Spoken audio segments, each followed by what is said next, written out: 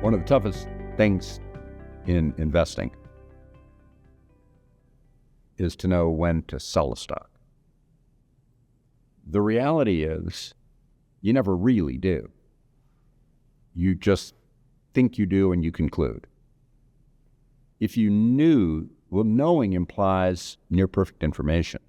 And in capital markets, you never really have even close to perfect information. In capital markets, you're always taking a subset of the information that might be available or that could be available if you had so much time to study it, and taking that subset and jumping to a 100% conclusion based on the subset. So what are the subsets that you should think about? Well, one of them is you bought this stock. You had a basis for why you thought it was good for your future wealth. Now, look at it again and say, based on what the company does, was there something, not what the stock did, but what the company's done? Is there something flawed in your original thinking? What did you miss? If you missed something important that was negative, now you need to start thinking about how you get out, if it's important. On the other hand, if you didn't, and the stock just bouncing around up or down, well, volatility is just one of those things you wait your way through. Now, some people are fond of, and I've done videos before critical of, stop-loss orders. Stop-loss orders are a mechanical function that says if the stock drops by X amount, you sell and get out. And I've written a lot about why that's actually a stupid idea and actually is injurious to your portfolio. But let me take this discussion a slightly different way. Portfolio theory, as it should be done, was created as an intellectual construct shortly after I was born by a guy named Harry Markowitz, where he basically described, and I'm going to put technical jargon into simple English, that what you really want in a portfolio are things that have similar long-term return objectives, but that bounce against each other to create a portfolio that in the short term is more stable than if you had things that had those same long-term portfolio return expectations, but always moved up and down together. This process of them varying against each other, or so-called covariance, creates a more stable path to that long-term return, creating less risk relative to trying to achieve it.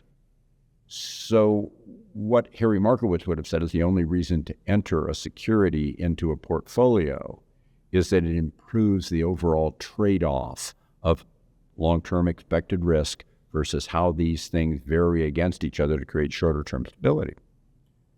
Now, he said a lot more than that. I'm making that pretty simple. In so doing, your point should be to think, what does this stock or anything else you're entering into a portfolio do toward that goal? That really is the right goal, to get a high expected return relative to the short to intermediate term risk you're taking. And you ask yourself, why does this fit in? So let me give you some examples. Let's say you think these kind of stocks, maybe as an example of what's been hot this year, some of the communication services stocks like Meta or Alphabet, that is the parent company of Google. And these stocks have been hot. You think they'll be hot. But those two, they're going to largely move together. And so you say, okay, I think they're going to be hot. But what in the short term if I'm wrong? In the short term, if I'm wrong, what would instead do really well? And maybe I should own a little bit of that. But that has good long-term returns, just not, they do well at a point in time when those stocks do badly. So you're looking again for that covariance. In thinking that through, you've got two features to think through as you move forward. One of them is, Do I still think that the Google and the Meta are doing what I want them to do? Because if I don't, then there's no particular reason for me to own the ones that I have as a counterforce against them.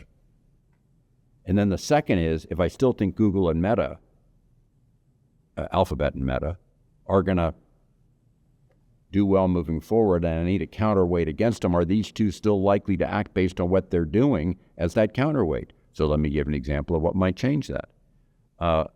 Good counterweights against those kind of stock are pure telecoms. But what happens if you've got a company that's part telecom and part something else, and then they sell a telecom part? Well, then it no longer fits, and then you need to plan your way to get out of that. The whole concept that I've been describing is variations of, does the thing still fit the goals you were looking for when you introduced it into your portfolio? It's not about the short-term wiggles. It's about, does it help you achieve that longer-term expected return relative to the risk in your portfolio? I know that sounds a little bit like this, but it's really the way you're supposed to think about what's in your portfolio. Let me go on a little more tangent on this. The way most people think about investing, which is fundamentally wrong, is to think of it like they might think of a coin collection or a stamp collection. They want for each of the stamps that are potential in this set, whatever the country is or whatever the nature is, they want a really high quality stamp and a really high quality stamp and a really good one of these and a really good one of those, or the same with coins, or the same with any other collection that they have. But in reality, those are all things that tend to, again, move together.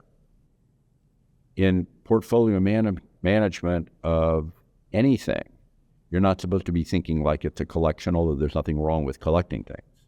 That's a different topic. In investing, you're supposed to think about this concept that Harry Markowitz laid out of how to achieve a high long-term expected return relative to the short to intermediate term risk that you're taking with the holdings that you have. And the way to do that is to blend things together with that similar long-term return, but that move against each other in the short to intermediate return. And you want to look to see that those pieces are continuing to play that role in your portfolio. And if they are, they fit. And if they aren't, then you should need to look to get out. Thank you so much for listening to me. This is Ken Fisher. Subscribe to the Fisher Investments YouTube channel if you like what you've seen. Click the bell to be notified as soon as we publish new videos.